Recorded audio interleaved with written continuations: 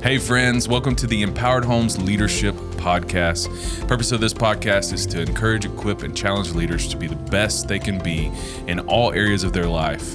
Today is another segment in our LEADTalks. If you want more information about our LEADTalks, you can go to empoweredhomes.org/lead to figure out how that all came about. But you're about to hear from a guy who's just an incredible leader, Kade Pierce. He is the student pastor at Bay Area Church in League City.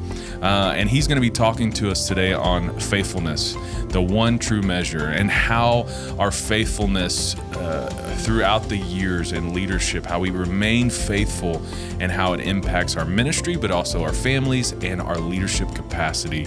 You'll enjoy Kade. If you got questions or want more information, email us at leaders@empoweredhomes.org. Well, in the 1970s, a man by the name of Aaron Fetcher took an idea from a Japanese arcade game maker, formed it, branded it, and popularized it as the game that you know as WhackAMole.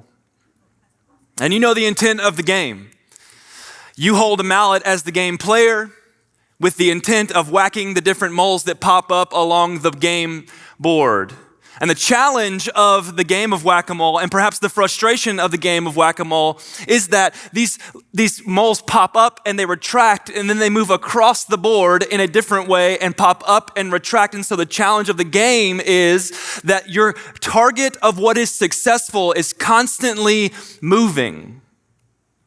And that's fun and silly when it comes to an arcade game. It's altogether different when it comes to leadership. And I wonder if in this room, for some of us, as we think about what it means to be successful as a leader, some of us find ourselves in a metaphorical game of whack-a-mole. That the target of what success is constantly popping up and retracting and moving, and popping up and retracting and moving. And so it pops up over here and it said, hey, if you want to be successful as a leader, focus on the metric. It's the outcome. It's how big can you be? How fast can you grow? How much money can you produce?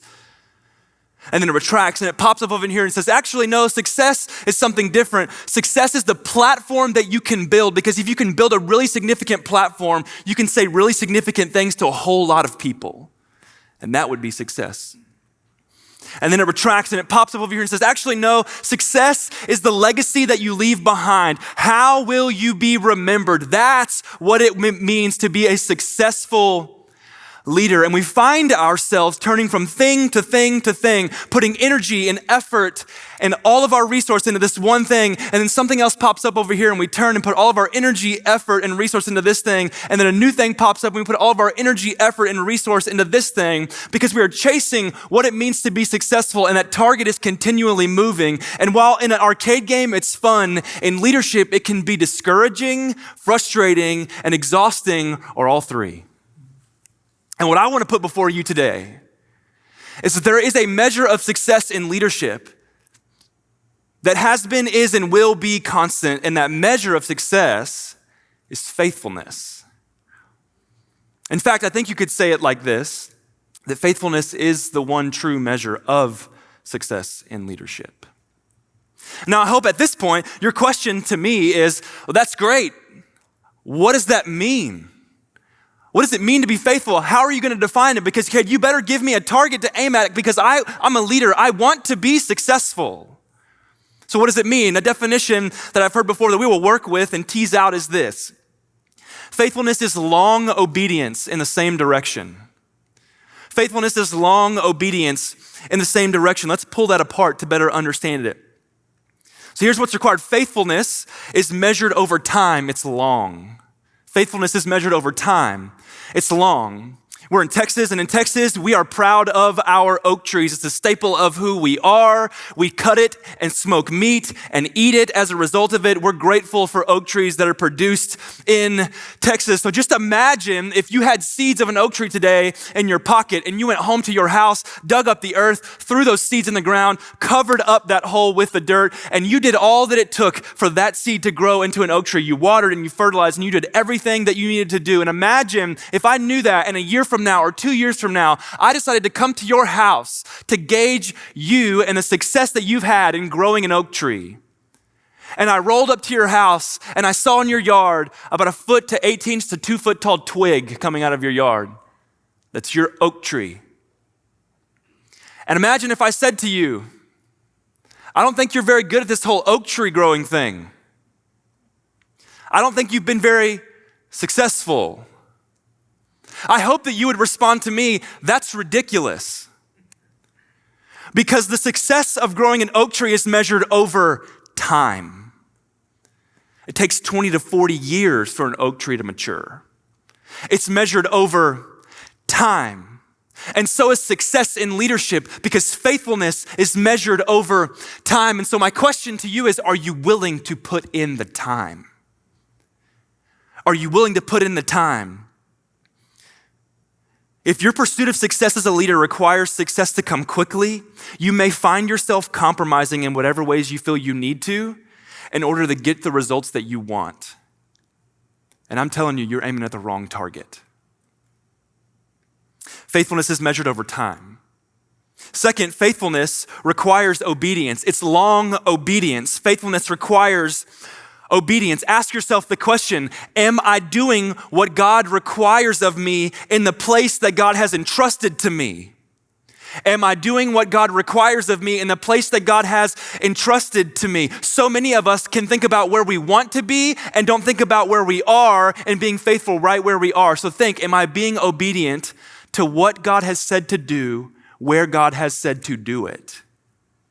As a parent, as a spouse, as a business leader, as a ministry leader, are you finding yourself being obedient to what God has said for you to be, where God has said for you to be? Because faithfulness is seen in obedience.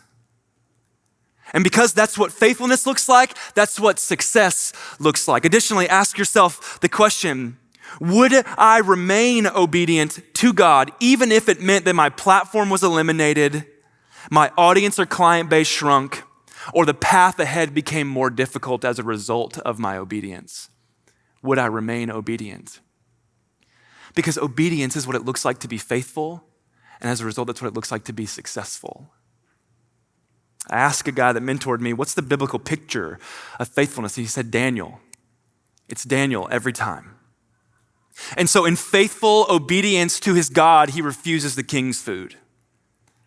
And his friends, in faithful obedience to their God, refuse to bow down to the idol. And then the ultimate example, in faithful obedience to his Father, Jesus endures the cross. Because faithfulness looks like obedience. And as a result, that's what success looks like. Faithfulness requires obedience. If in your pursuit of success results in you compromising your character, your integrity, or your morality to get the results that you want, you're aiming at the wrong target. You're aiming at the wrong target. Faithfulness is measured over time. It requires obedience. And third, faithfulness requires consistency. It's long obedience in the same direction. Ask yourself, am I able to remain singularly focused on the work that's ahead of me when the work that's ahead of me gets hard? Am I able to remain singularly focused on the work that's ahead of me when the work that's ahead of me gets hard? Matt Hensley, in an article, tells a story of a pastor who was wearied by the work of ministry. Perhaps he was asking himself questions like this: is what I am doing, does it matter? Maybe even he was asking the question, is my ministry successful? And to add insult to injury in that moment, a deacon comes up to him right before the worship gathering begins and he says, Pastor, we've only added one person to the roll this year. We've only grown by one this year. And it's just this little boy. And so in his discouragement, he takes the pulpit, preaches his message, all the while thinking of resigning, comes down from the pulpit and comes face to face with that little boy who asks him, what would be required of me to be a missionary? And as if that wouldn't be cool enough, who the little boy was even more significant, because that little boy was a man by the name of Robert Murray, who may be unfamiliar to you, But to a generation of people in South Africa, he's significant because that boy ended up being the man who was a pioneer missionary in South Africa for 50 years. Putting down mission stations, translating the Bible into native language, writing missions books that remain influential on missionaries today.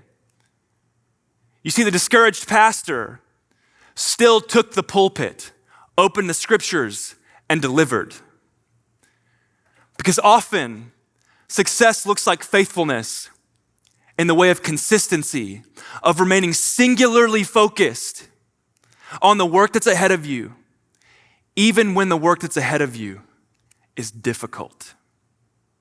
So, in your pursuit of leadership success, if it has you dizzying yourself as you chase a different definition of success, you're aiming at the wrong target.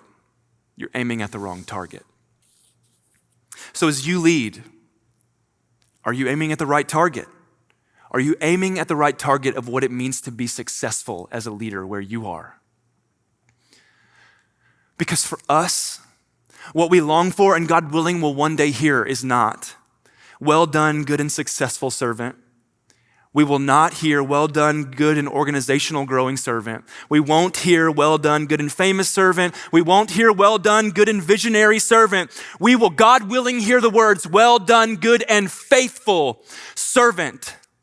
So if that's gonna be the measure of success then, we ought to make it the measure of success now. Thank you so much.